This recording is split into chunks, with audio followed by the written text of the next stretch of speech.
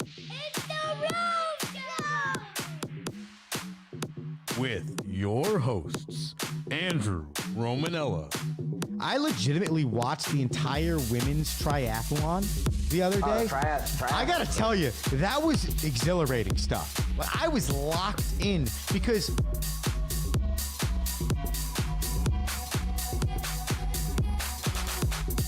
what's going on, everybody? Welcome back in to another edition of the Rome Show here on 12OZsports.com and Dingo TV channel 217. I am your host, Andrew Romanella. We are back. We are better than ever after a Labor Day holiday on the Monday. We are here 7 to 7:30 as we do every single day, and it is a big week for the Rome Show, 12-ounce sports, Dingo TV channel 217, the National Football League, the whole nine. We have the gamut starting this week. It's a Tuesday, so we remind you in 5 to 7 minutes or so, we will be joined by the one, the only Rocky Romanella, so he can break down all of the sports with us and then throw some hockey our way. I got a good show for the people today. I remind everybody the Rome Show 1, Instagram, Twitter, X, TikTok, Facebook, whatever social media you feel like using today. We have it, and you can follow us on it. Straight off the Rome, I'll get started with that. In the second, we talk baseball, some streaks going on. Don't look now, but the New York Metropolitans have a chance for the postseason. AL wildcard race. You didn't think there'd be one. And now we are starting to get to one if the Red Sox stay out of their own way. Got a few daily data for you in that category as well. Plus, NCAA football started over the weekend. At least week one started over the weekend. And I thought it was a pretty good weekend of college football. So we'll go there. And then if we have enough time, we will go into the National Football League. One thing we are going to do before Thursday's games start, so we have essentially 2 days, is break down all of the conferences in the National Football League quickly. You know, I'm not going through each show 30 minutes. No. We are going to give you our thoughts on who we think could win. If you want to place your bananas somewhere, feel free to do so. So that's our show today. Make sure you get in on the action, social media. Let's get started straight off the Rome.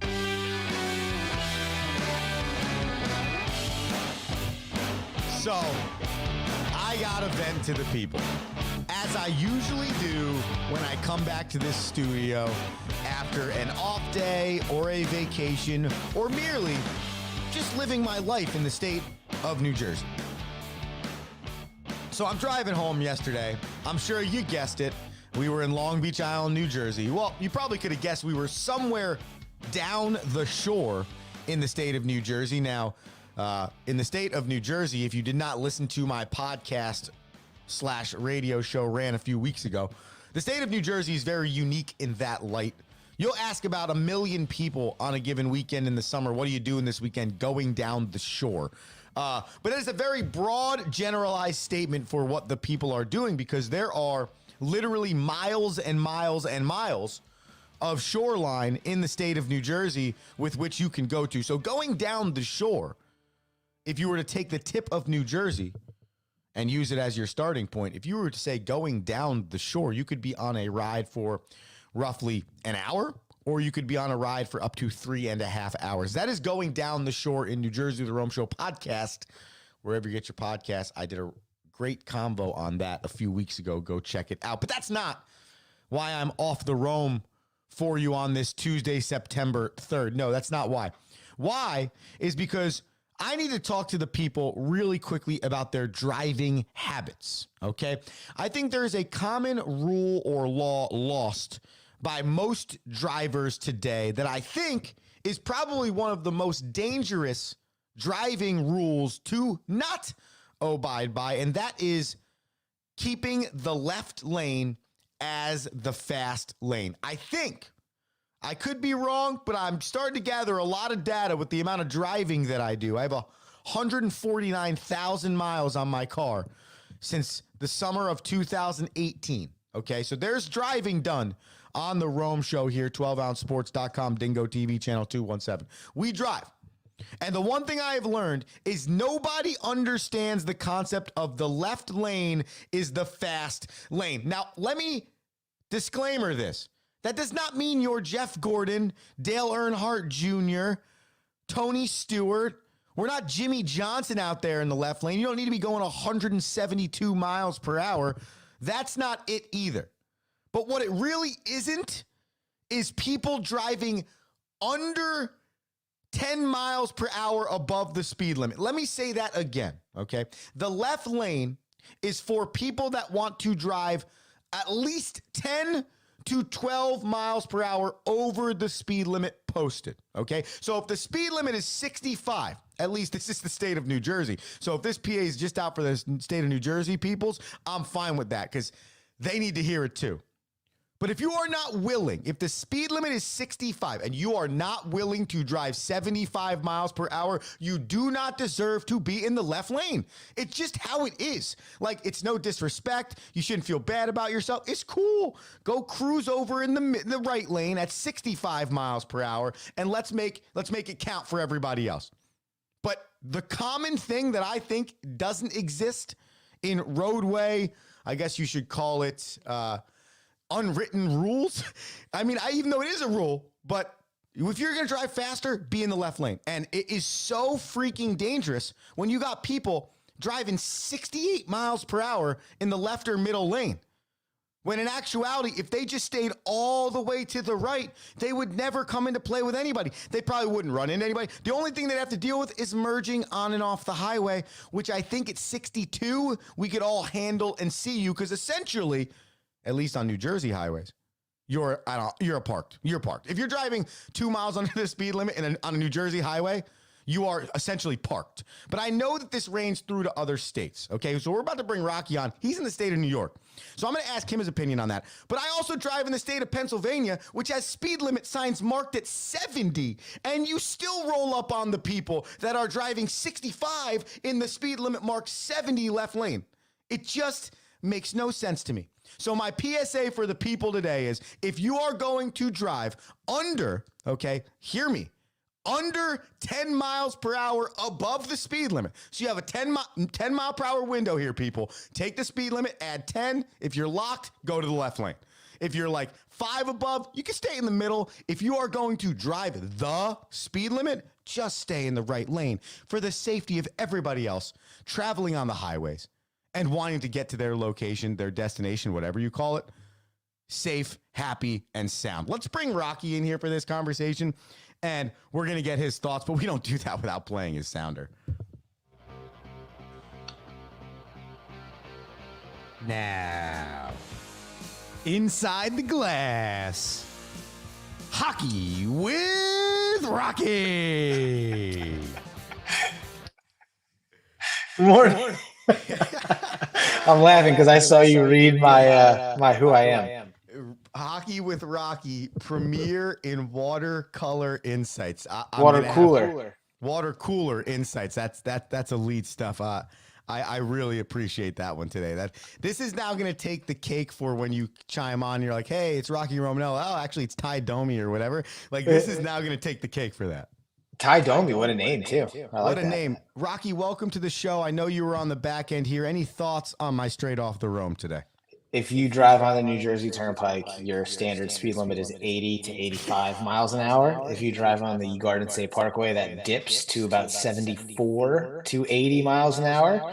And in this great state of New York, if you're on the New York State Thruway, you have the privilege of only having 2 lanes. So painful. When you get a semi-truck feeling good, wants to pass people at 68 because the other truck is driving 66, that's a good one. That causes a long string of cars. The worst. Like then you have where you're in the pocket of left lane people. I'm echoing, by the way. I don't know if you are. But you're in the pocket of the left lane people, and you're driving significant. But there are so many cars on the right lane that, for whatever reason, everyone behind you feels the need to pass on the right. So now you have to play the game where you're gonna tailgate the person in front of you because you don't want the person on the right to pass you. Dude, it's the worst. It's the worst. So that's what I got going on. So you don't think I'm crazy for going on this rant to start the show today? No, it's like a global epidemic that will never change unless you're, of course, in Germany on the Autobahn, where I think it's illegal to drive. Well, it's also illegal to drive in the fast lane under a certain mile an hour because you are therefore endangering those who want to drive fast. That makes sense. Yeah, I think that there's actually like signs too that tell you what lane for what speed limit, but don't quote me on that. I'm going off a documentary I saw like a long time ago. Interesting. All right. Well, the Rome Show won Instagram, Twitter, X, TikTok, Facebook, whatever you call the social media things. That's what you need to write us in on and give us your thoughts on left lane driving. Rocky, we're going to flip the show based on what we did last time. The segment's called Hockey with Rocky. And I don't think we gave you enough time last week to give us any of your hockey updates. So we're going to give you that floor first, and then we will finish with the baseball, the NCAA football, and maybe the NFL.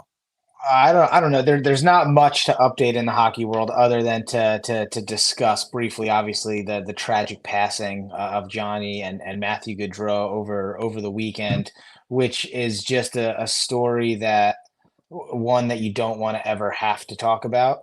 One that you don't wish upon anyone. And, a story that I was talking about it with a friend over the weekend that just kind of hits a little bit too close to home. When you think about the circumstances, sister's wedding, you think about, a drunk driver, think about the family members that are involved, kids, and just, the full scope. So I think when you talk personally, it just hits a little close to home. I think that's a tough aspect. And then the next is just the total and overwhelming outpouring of support and public sentiment towards not only the individual, but the family. And I think that's like kind of a testament to, who Johnny Gaudreau was, who his family was, who his brother was. And I think there's a quote that I saw to kind of put a bow on it. And it was an interview he did while he was in Calgary. And it was a sound bite of him talking about how he wants to be remembered. And, he wants to be remembered for being a good person and what he did in his community versus, how he played on the ice. And when, you hear that and then you look at the reaction, I think that, for him and his family, I think he definitely checked that box. But that's the story out of the hockey world over the weekend. I don't know if there's anything else that's really relevant based on how tragic it all was. Honestly, I really just wanted to take a quick second on behalf of the show, Rocky. I was going to take both of us off the screen, maybe take like 5 to 7 seconds for a Rome Show moment of silence. I'm not going to lie. It hit me this weekend when I was reading that story. It's more or less just because the closeness, the understanding, like that's just two brothers going out for a bike ride, just like we would done 1,000 times on our longboards down the shore or anything like that. And just the stupidity of people. I guess that maybe is kind of what led to my rant to start the show today, but I just want to take 5 quick seconds on behalf of the show. I was going to pop both Rocky and I off. You'll just see the 12-ounce sports logo on the screen. And we just want to take a second to honor the Gaudreau family and send our thoughts and prayers from the Rome Show. So Rock, we'll do that now.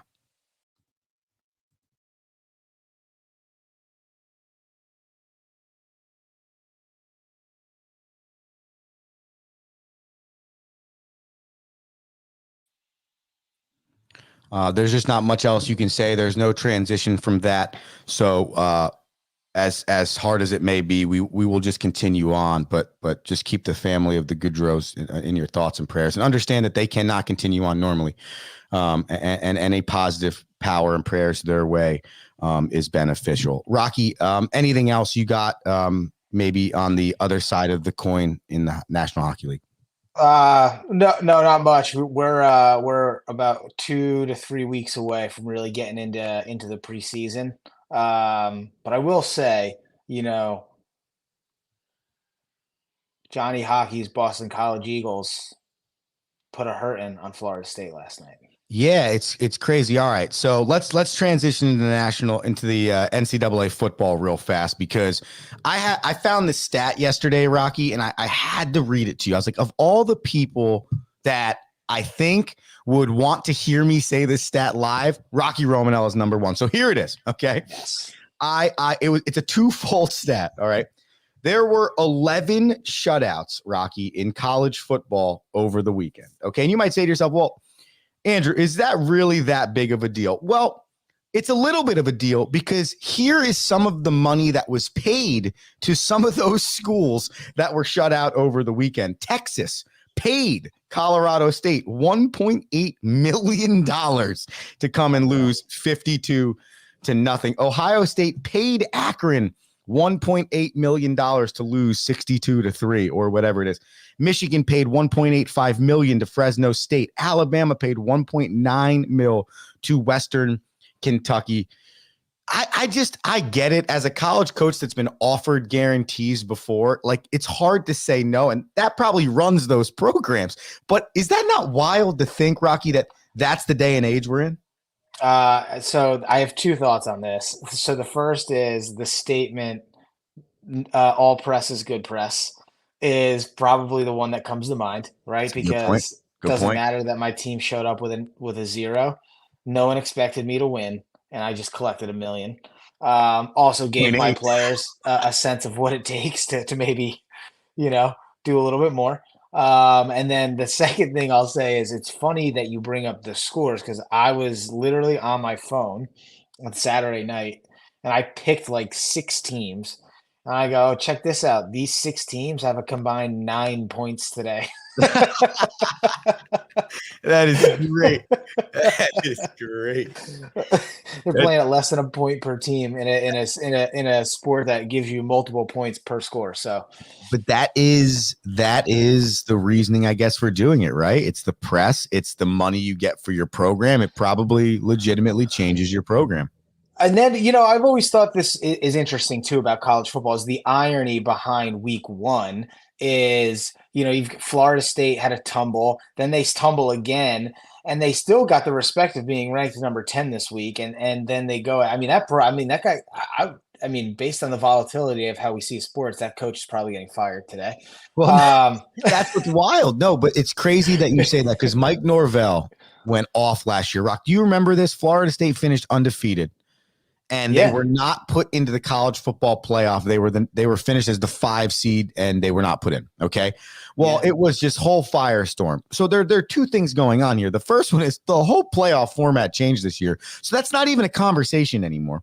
But the second thing is, this is where the ranking system, to me, first 6 weeks is just a waste now, because the amount of transfers and the way these teams change, that's not the same Florida State team from last year. You know who their starting quarterback is, Rock? The guy that Clemson, who's also stinking right now, said, hey, tough day for the ACC.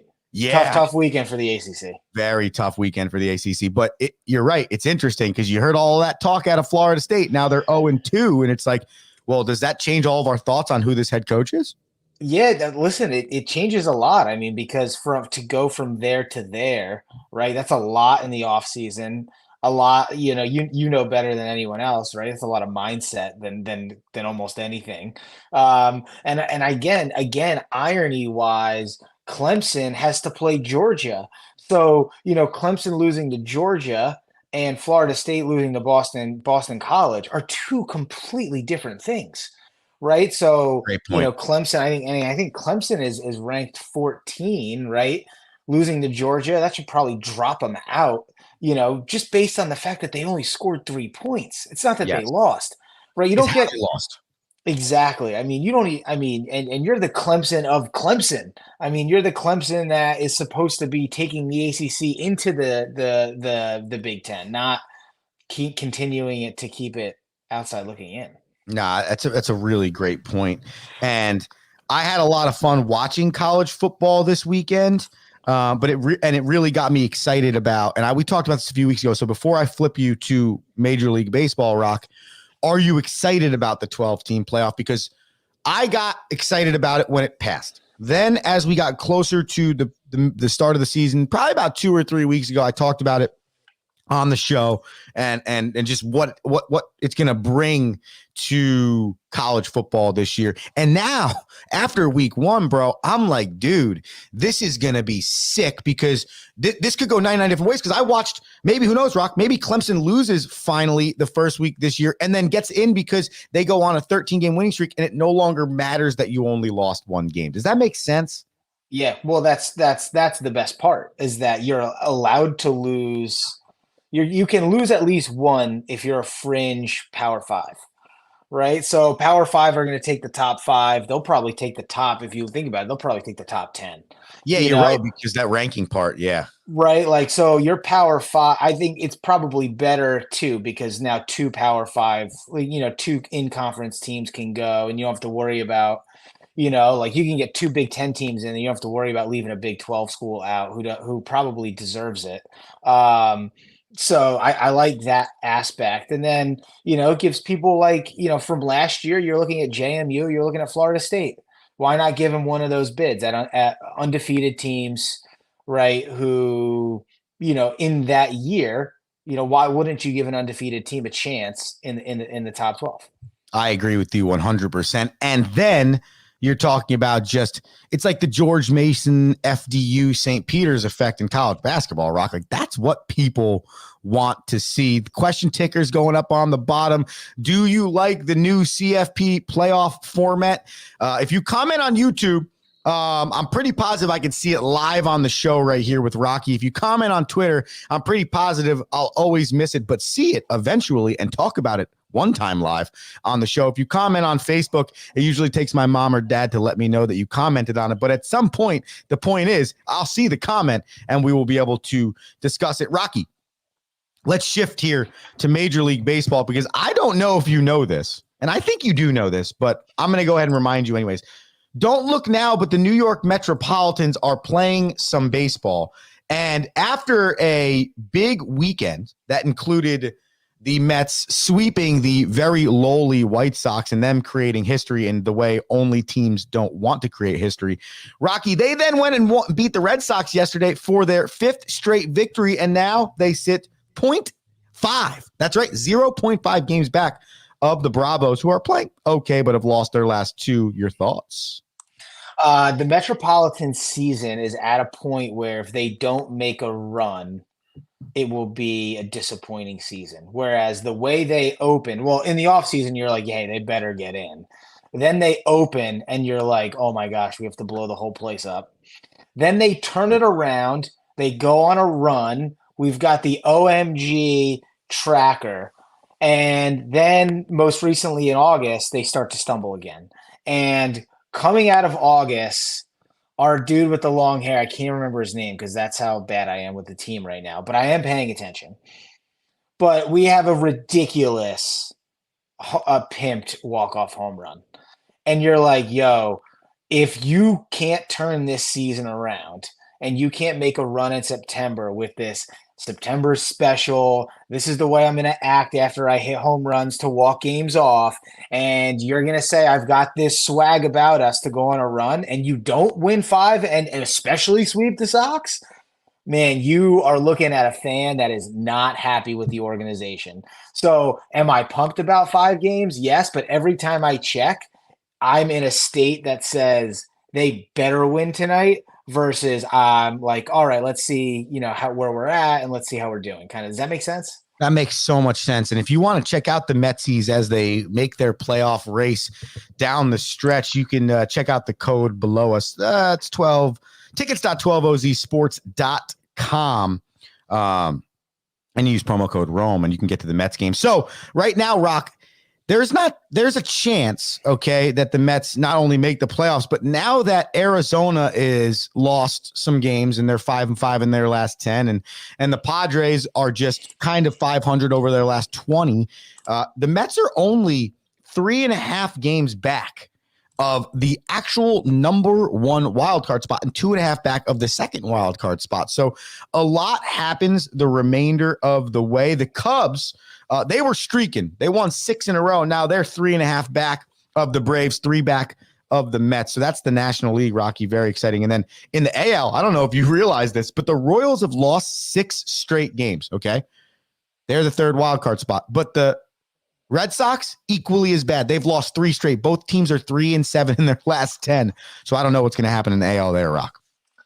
The AL is interesting. I think that it's funny. I had a Sox fan text me yesterday, like, "Hey, should I stop by the game?" And I was like, "I don't know. They're down 4-1. Maybe you should go see if they have a miraculous comeback." And then I was like, I'm thinking about the Sox, and I'm like, they're 4.5 out. They could go on a run, and I'm like, wow, Sox are not even relevant. Orioles and Yankees. Royals, I mean, listen. Have made the Sox relevant, unfortunately. They've made the Sox relevant, and like this is a Royals team who you're like, oh, they're going to go on another run. Like this is a championship Royals team. I mean, what I would like to do an in-depth research on the Royals, on how their organization is run, because I feel like they find themselves in this position or they're in last place. There's never really an in-between, and now I see them in an in-between, and you're like, ooh, I wonder what kind of team this is. I wonder what kind of franchise this is. This actually might be a long-term team. Is that not? Yeah, is that well, not that's a good the thing. read? They won a World Series in 2015, obviously against the Mets. They're like every team in Major League Baseball that's a bottom 10 team from a financial standpoint. They're not going to be able to sustain winning 15 straight years in a row, unless you're the Cleveland and Guardians, or the Tampa Bay Rays, who have created their model kind of around we're never going to spend money. We're not going to try and have money. If you're one of these other teams like the Marlins or the Royals who want to operate like a fully functioning baseball team, but maybe don't have the finances, these are the things that are going to happen. So they win that World Series in 15. 3 or 4 years later, they have to unload all of those dudes because they don't have enough money. So what do? They retool their minor league system by unloading all of those great players. And now you're seeing the fruit of those loins a few years later. And they've kept their catcher the entire time in Salvador Perez, who's a phenomenal leader of the organization. So I don't think it's a bad read at all, but this is the Kansas City Royals. That's the franchise they're going to be based on their financial stature. How long has Bobby Witt Jr. been in the league? Probably 2 years at this point, maybe 3 years at this point. It may be a little bit longer, but it hasn't been more than 5. He's a younger dude. Drafted in, I got you. He's 24, so probably 3. So the reason I'm here with Bobby Witt is because I was looking at Francisco Lindor too, and how he leads. He's having a great year, and he's batting 271, and I'm like, all right, 271's good. It's really good. It's not and I was like, well, how good is it? And I noticed that there are only 7 players in all of Major League Baseball batting over 300. And then you bring up the Royals, and there's Bobby Witt Jr. batting 338, right? He's got like 80 more at-bats, more than Aaron Judge. Less RBIs, obviously less home runs, but, very much shortstop batting 338, centerpiece to a great team after the pitching staff and the catcher. And you're like, man, it would be a shame to waste this performance. I would agree. And a lot of people are saying that, or I'm reading that, had Aaron Judge not be having this historical season, Bobby Witt Jr. is the MVP. The numbers are off the charts. Rock, we are up against it, though. It's 729. But I'm so happy you brought up that Bobby Witt Jr. point. We should probably touch on that a little bit more, because he, in the next 3 or 4 weeks as this season comes to an end, because he's had an unbelievable year. And I don't think people realize it, because your point about him being in Kansas City. He's in Kansas City, and if they lose 6 and they find themselves outside of a playoff spot, everyone, now the conversation is, oh, well, should someone even be considered an MVP if their team can't even make it to the playoffs? That's a debate for a whole nother Tuesday, I think. It's true, though. It's true. Rocky, last thoughts. The MVP is the person that if you put on any team, that team immediately becomes a playoff contender. So if I'm on a team that is not a playoff contender, I don't know if I can be the MVP. But what you can be is but there are 32 MVPs in the league, the best player in every team. So at the very least, Bobby Witt Jr., you are the best player on the Royals. Yeah, and honestly, at the very least, you're definitely the 1B player of the year in Major League Baseball. You just happen to hit it at the same time. Now, let me say this, Rock. It's got to feel, this has to be what it feels like to be like Sammy Sosa or Mark McGwire, or I mean, Sammy Sosa during the Mark McGwire, Ken Griffey Jr. home run derby. It's like, I'm there. I'm just not there enough that their season's better than mine, even though they're all historic. Yeah, well, the tough part about Judge this year is that he is hitting 326. Yeah, he's raking.